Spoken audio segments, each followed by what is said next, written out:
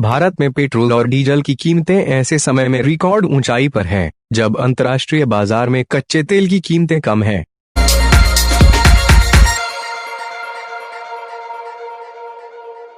अंतर्राष्ट्रीय बाजार में कच्चे तेल की कीमत भले ही कम हो, भारत में डीजल पेट्रोल की कीमतें लगातार बढ़ती जा रही हैं।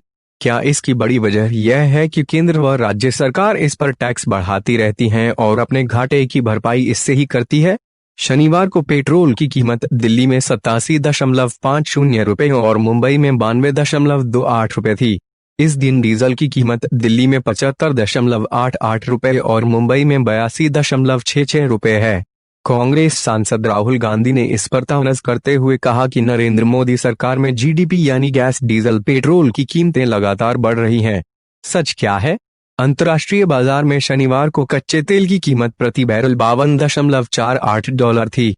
एक बैरल तेल लगभग 42 गैलन या 159 लीटर होता है। शनिवार को डॉलर की कीमत 73 रुपए थी, यानी एक बैरल कच्चे तेल की कीमत अंतर्राष्ट्रीय बाजार में 3831.04 रुपए थी।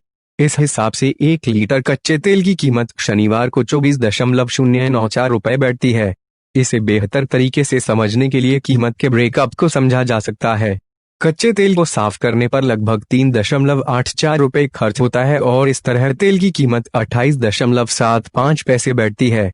केंद्र सरकार का टैक्स 32.98 रुपए और राज्यों का 19.32 रुपए बैठता है। यानी केंद्र और राज्य सरकार के टैक्स के रूप में 1 लीटर पेट्रोल पर 52.30 रुपए चुकाना होता है। कच्चा तेल सस्ता, पेट्रोल महंगा, यह दर दिल्ली की है। अलग अलग राज्यों में वैट अलग अलग होता है। इस तरह यह साफ हो जाता है कि कच्चे तेल की कीमत, रिफाइनरी चार्ज, परिवहन और कमीशन का जो खर्च बैठता है, उससे ज्यादा इस पर टैक्स देना होता है। यानी दिल्ली शहर में शनिवार को पेट्रोल की कीमत 87.50 रुपए थी, उसमें सबसे ज्यादा 52.30 रुपए टैक्स था। यह अजीब विरोधाभास है कि भारत में पेट्रोल और डीजल की कीमतें ऐसे समय में रिकॉर्ड ऊंचाई पर हैं, जब अंतर्राष्ट्रीय बाजार में कच्चे तेल की कीमतें कम हैं।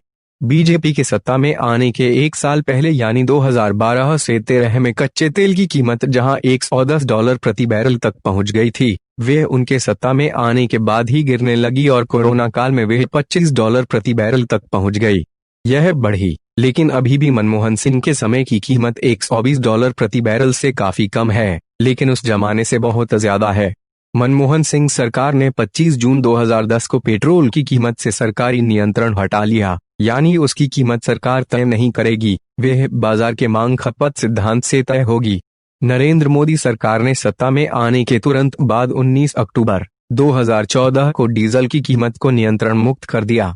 जितनी कीमत, उससे ज्यादा टैक्स। मार्च 2014 में कच्चे तेल की कीमत $107.14 यानी 6655.54 रुपए प्रति बैरल थी। वे अक्टूबर 2020 में $41.53 यानी 3050.38 रुपए प्रति बैरल हो गई।